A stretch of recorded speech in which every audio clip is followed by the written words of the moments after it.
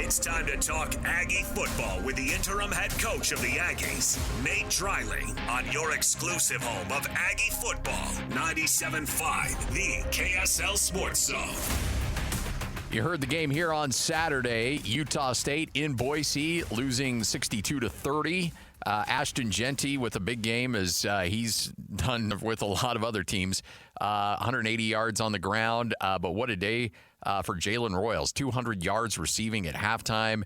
Some offensive spotlights, but ultimately, Coach, and thanks for joining us. We appreciate you carving out some time for us as always. But when you go back and you look at the film, improvement on offense, but defense needs to catch up as well. Yeah, I struggle a little bit. Obviously, when you're playing probably the best player in college football, that's not a great week to make huge strides, but there's still a lot of room for improvement that we should have had that we're just not hitting yet. So back to the drawing board and making sure that we have the best plan in place now for UNLV. Well, the good news is Spencer Petras showed why you picked him up and why you've got so much belief in him and why he's your starting quarterback. I felt like this was his best performance in a Utah State jersey. Kind of walk me through your thoughts on Petras, Coach. Yeah, that's his first full game he's played in over 2 years.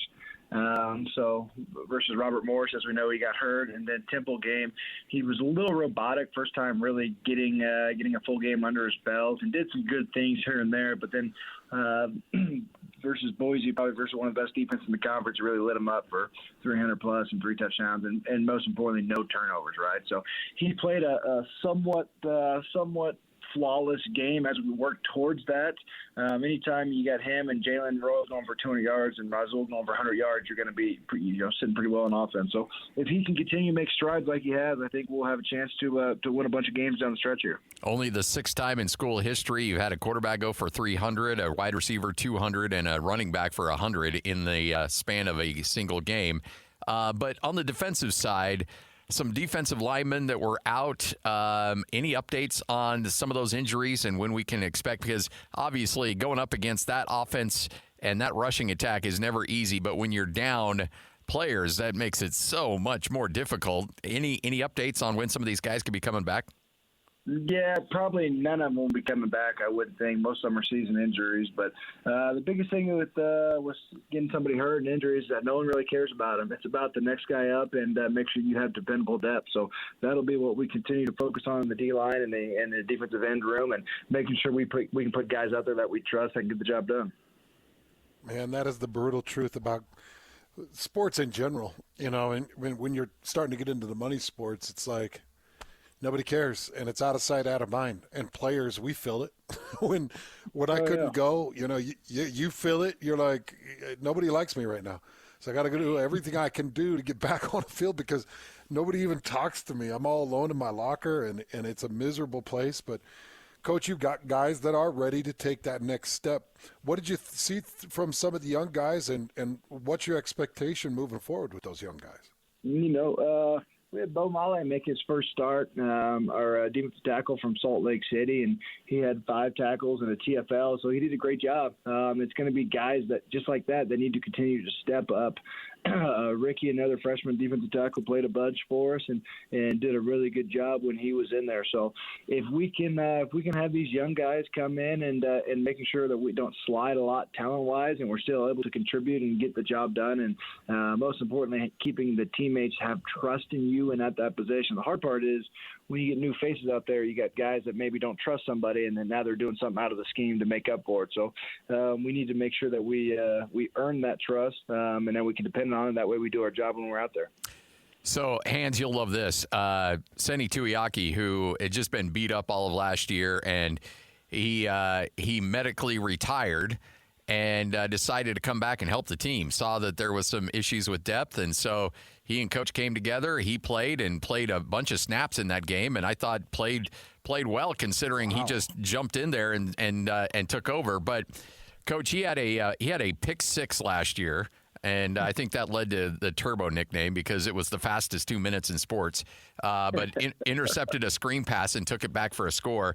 And afterwards said that he just envisioned it was McDonald's there in the background. And he gave us his McDonald's order. And it was just unreal the amount of food that dude can pile down. But to be able to step off the coaching ranks as he was helping you out coaching a little bit and then be able to play meaningful snaps. I know a lot of guys probably on your staff can say they do it, but to actually do it and be in the shape to do it is probably two different things. How impressed were you with what he was able to do on Saturday?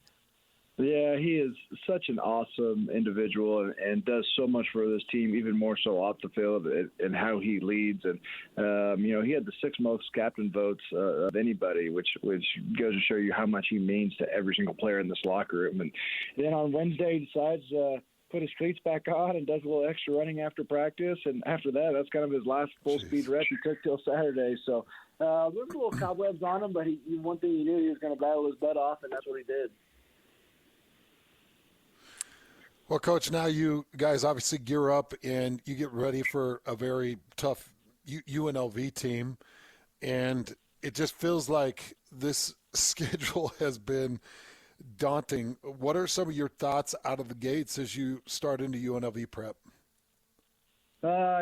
Schedule is what it is, right? It's tough, but once we get back to, the middle of the pack, G5 schools in the Mountain West, so hopefully we'll be geared up and ready and got to take advantage of that. But UNLV, they're a snap away from being ranked top 20 in the country. They played 3 Power 5 teams and came out 2-1 and very easily could have beat Syracuse last week. So offense has been good like it always has there with Barry Odom. The problem is their defense has caught up and playing extremely good football. So they're a complete team. Their special teams might be one of the best in the country. So they don't slack in an area. They play complementary football, something we have yet to do, and that's going to be a huge emphasis this week. We have to be able to play off each other, offense, defense, and special teams. Their quarterback who jumped into the portal made a lot of news, but they make the change at quarterback, and this kid's completing over 80% of his passes, 6 touchdowns, just 1 interception. What does he bring from a dynamic? From a dynamic standpoint, does he change things? Because obviously he's a dual threat quarterback. Is in a weird way, has he made him a little bit more difficult to prepare for in regards to what he can do with his feet?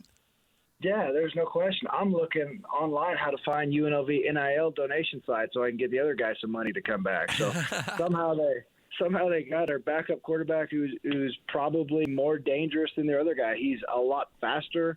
Now the RPO game is way more heavily involved than it was with the previous guy. So it adds another element to the offense. So like I said, they are clicking on all cylinders right now, and it's going to be a fun challenge. What'd you think of your Boise State experience, though, Coach? The blue turf. I'm also interested in your take on Genty. What'd you think of that guy? So he is he's the complete package. The problem with him is the first guy never tackles him, which would be okay, but then no one else could ever catch him. So once you miss the first one, he's gone.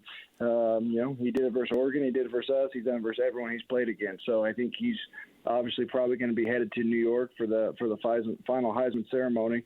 But that whole team is just very disciplined, very tough. The exact image of what we need to get this place closer to a great defense, running game offense, and when we want to throw the ball, they're very dangerous. So hats off to how well coached that team is and what they look like.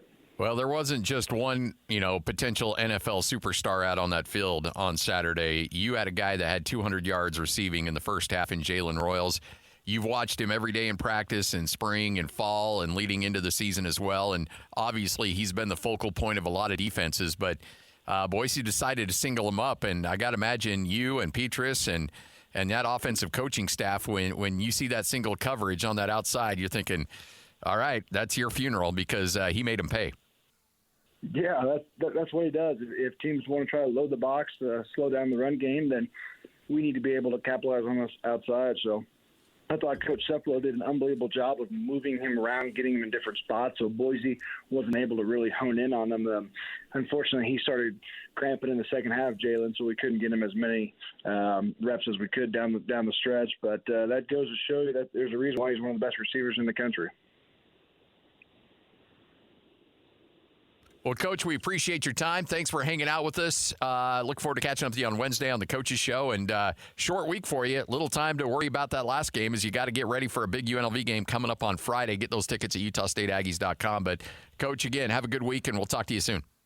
Appreciate you guys. Take care. Good luck, Coach. Go get them. There he is. Thanks. Nate Dreiling, head coach at Utah State, right here on 97.5, the KSL Sports Zone.